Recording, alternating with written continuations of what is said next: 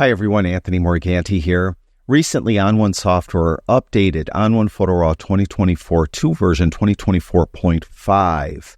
With this update, they've improved the Super Select AI tool. In today's video, I'm going to show you what the Super Select AI tool is, how to use it, how to modify it, and what exactly did they improve about it. Now, we're going to start out working on this image. This is an unedited RAW file. And typically, I like to do global adjustments first, because with Super Select AI, I could select various elements in the scene and do adjustments just to those elements. Specifically, I could say select the sky, and then I could add a specific effects filter to the sky only. But before I do any of that, I like to do global adjustments first. So I'm going to go to tone and color, and I'm going to open up the midtones a bit. And I'm going to rein in the highlights a tad. I'm going to open up the shadows. Then I'm going to get a white and black point. And the way I like to do that is hold in the J key and click and move the white slider to the right. And if I went too far, you'll start to see red appear on the screen. There isn't any for this image, but if red did appear, that means I'm blowing out the highlights. And typically I don't like to do that. Similarly for blacks, I'll hold that J key in and move this black slider to the left, and eventually you see some blue come on the screen. That means I'm crushing the shadows. That means there's no detail there at all. I don't mind crushing the shadows a little bit. So those are all the global adjustments I want to do. Now I want to add some effects filters. You could do that with the Super Select AI tool. It's over here in the tool well. It's this little magic wand. Click on it to activate it. And then what you could do is after it analyzes the image, it just takes a second, it will find various elements in the scene and allow you to apply a mask and a filter just to that element. For example, if I hover over the sky, you'll see this blue overlay come on the sky. Then what I could do, if I want to add, let's say, a dynamic contrast filter to the sky, all I need to do is right-click, go down to dynamic contrast, and it will automatically add the dynamic contrast filter with a mask, and you'll notice that it will only affect the sky. See, as I just crank everything up. So I want to add that to the sky. I think we'll do this a little bit here, bring whites up, add a little more drama to the sky and a little more vibrance to the sky, like that. Okay, now, the Super Select AI tool is still active. I want to add sharpening to the lighthouse. So what I'll do is I'll just hover over the lighthouse. I'll get the blue overlay and then right click and then just go to sharpening, which is right there. And once I add that, the specific type I usually like to use is an unsharp mask. And I'll just bring this up a little bit, add a little more of an amount, and you can see how it is just sharpening the lighthouse. So that's the basic gist on how to use the Super Select AI tool. Let's talk about some other things and some other issues with it by going to this image. And I'll also show you what is kind of new and improved about the tool.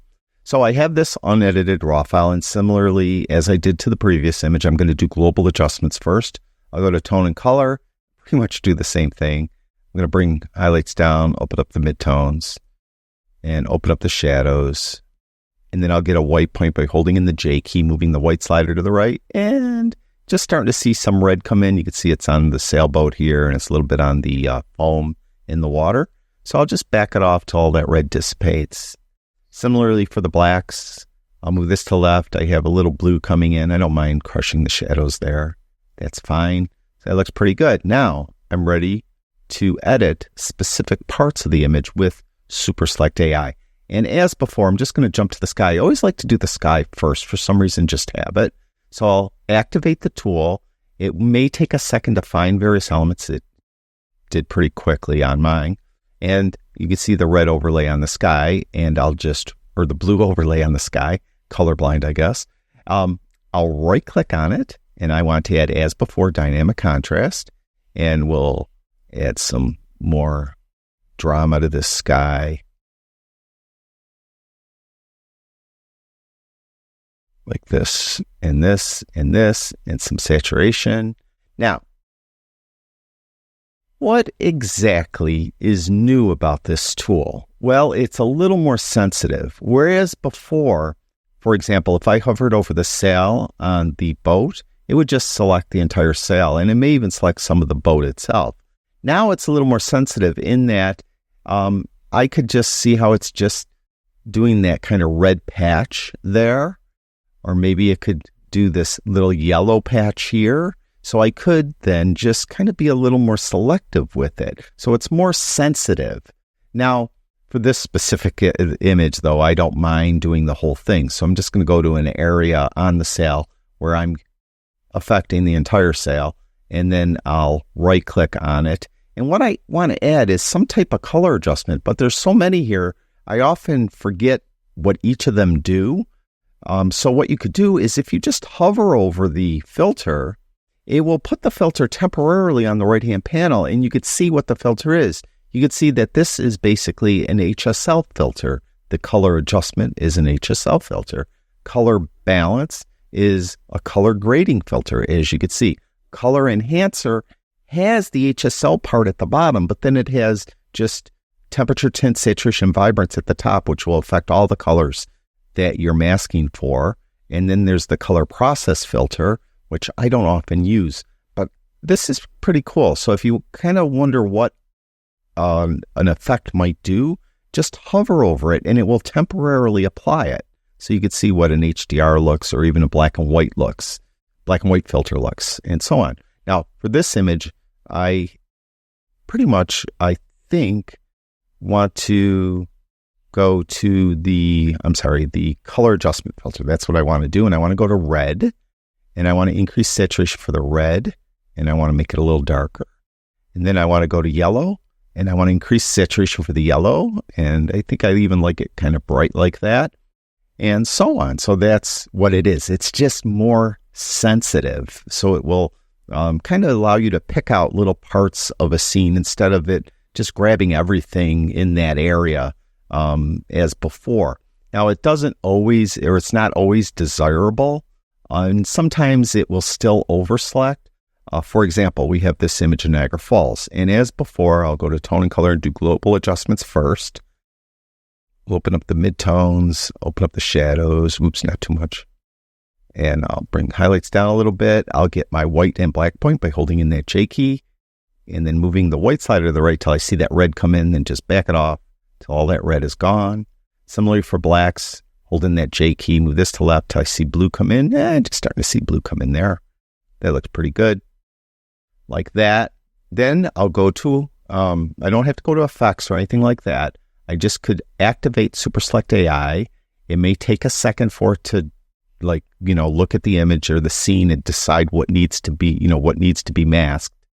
And I'm going to do the sky first. So I have the blue overlay. I'll right click, and I'm going to, as before, because I usually do this with skies, go to the dynamic contrast, and we'll make the sky a little more dramatic, a little more colorful. Now, what is more sensitive about it? Well, look at the trees. See how I got the trees up here, or I could get chunks of trees. I could get little bits of trees. You can see how it's a little more sensitive. In the past, it wasn't like this. So what it would do is it would probably select all the trees in the area at once, and it might select some of the buildings, and it might select some of the water. So now it's a little more sensitive in that it will allow you to just pick out parts. Now, what if you want to just apply an adjustment to all of the trees, but it's only selecting part of the trees? Well, left click instead of right clicking, left click, and then you've applied a mask to those trees.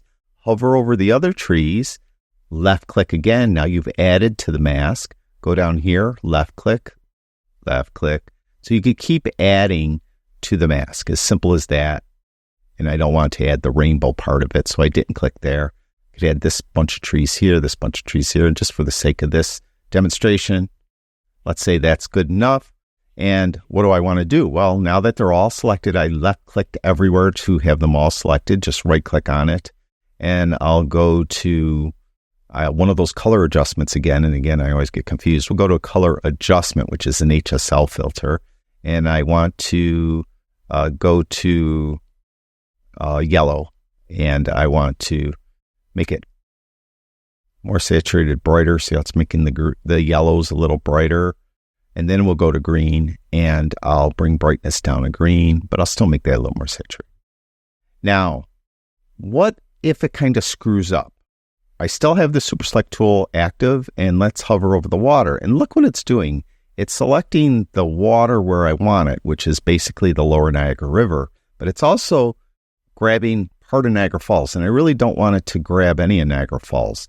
What you'll find sometimes is what you see here isn't what you're going to end up getting. So I'm going to apply a filter to the water. So I could left click and apply it, and then I could add to it if I wanted to, but then I'll right click. And specifically here, I want to add a tone enhancer filter. So we'll go to tone enhancer. And what I want to do is I want to make this a little brighter, not that bright, but I specifically want to go down to detail and add some detail and add some clarity to that water so you can see what it's doing. Now, remember when I hovered, that blue overlay was on Niagara Falls as well. So what you could do to see the mask, if you just hover over it, it's just going to show it to you again. So don't do that. Go down here and see this little mask icon. You could activate or see the mask by clicking on this. And there's actually 3 kind of renditions you'll get. If you go to this little down arrow, you'll see that I have a red overlay showing. With the red overlay, it's always opposite of what I think, is where the red is where in this case, tone enhancer filter is not being applied. Where the red isn't is where it is being applied. A red overlay while brushing means there won't be any there at all. There shouldn't be any there at all, but except when I use my brush.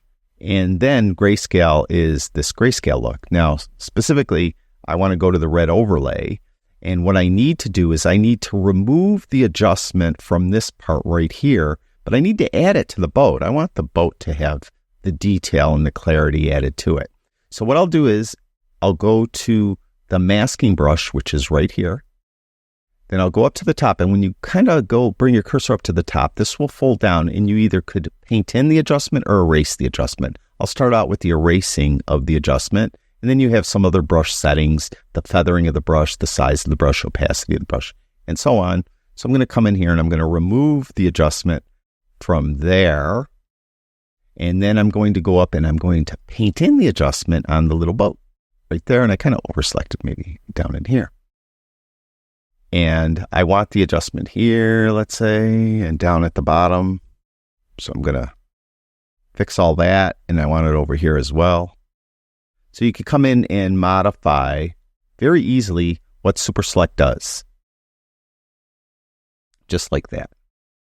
Then when you're done with the mask, just come down, or seeing the mask, you come down here and just click on it again. Now, for some reason, the red overlay while brushing there, now it's working. So what will happen now is if I click with the left mouse button, you'll see the overlay. When you let go of the left mouse button, you won't see the overlay. So that's how that works. That's usually actually the way I like to use it. But for demonstration purposes, sometimes it's better to show it this way. I rarely ever will use the grayscale because you don't know where you're painting exactly. So I don't use that typically. So I'll use one of the other two. In this case, we're going to go with the red overlay and then turn it off by clicking on that mask icon again.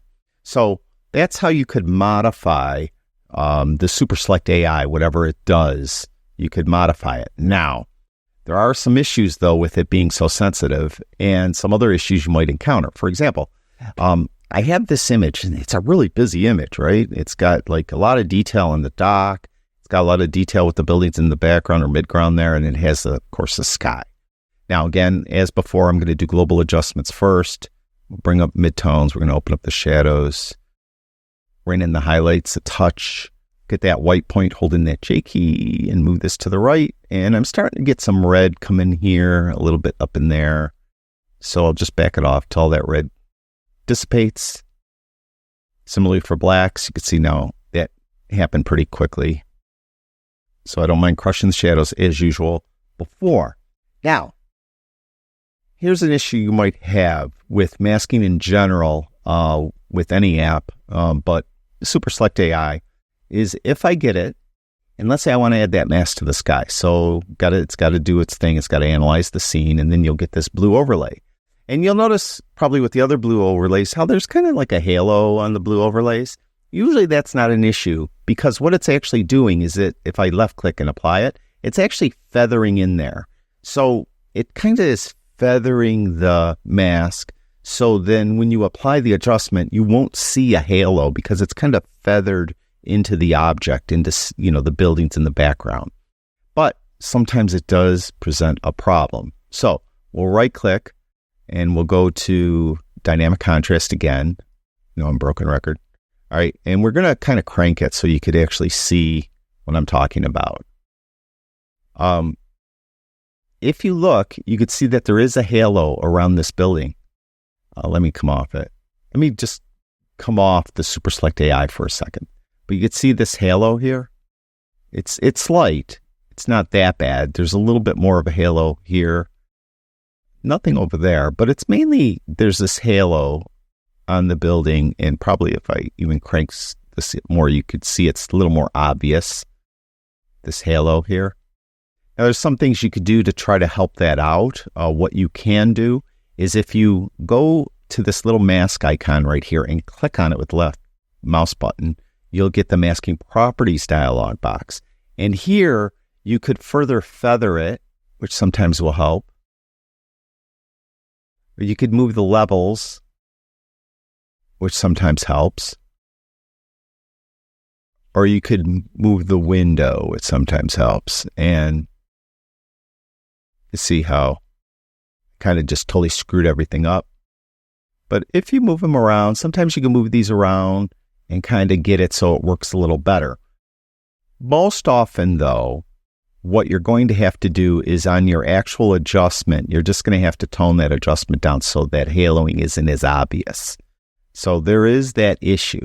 Now, the other thing you'll encounter with this new, more sensitive Super Select AI is when you have a busy scene like this, it's going to be aggravating. You want to select the entire dock, and you're going to have to select parts. So you're going to have to select a little bit there, a little bit there. If you want to get this wood over here, you have to do that. This wood over here, you're going to have to click. You're going to have to click over here, and then you're going to have to click over here. So there's more clicking involved. It's going to take you a little longer to select what you want. And then you could right click and add, let's say, sharpening to this. And typically I like to use the unsharp mask. And so I could add sharpening to the dock. Now, again, because it's a little more sensitive, in a good way, maybe you just want to affect this group of buildings here, and you can. Whereas before, with the older Super Select AI tool, it would select most of the buildings. Now you could select little parts of the building, but then you could find a spot where it selects the entire building. So if you want to do that, it can. So there's trade-offs here. Maybe you want to use it so that it will just select a very specific building, let's say, or very specific element in a scene and leave the other elements untouched. Or, on the other hand, maybe you want to select all those elements at once. Now you have to do a lot of clicking to get them all selected. And, there is always that issue, where sometimes it's going to work the way you want it, and then other times it's not going to work the way you want it. And you could see here, for City Hall, not getting all of City Hall, I have to move it around a little bit. So you got to kind of tease it to get it to select what you want. You can see how I just move it slightly, how subtle it is. So you could do that. Just be aware of that. And finally, there are alternatives to Super Select AI, and sometimes the alternatives are just as good. But sometimes Super Select AI is the only option.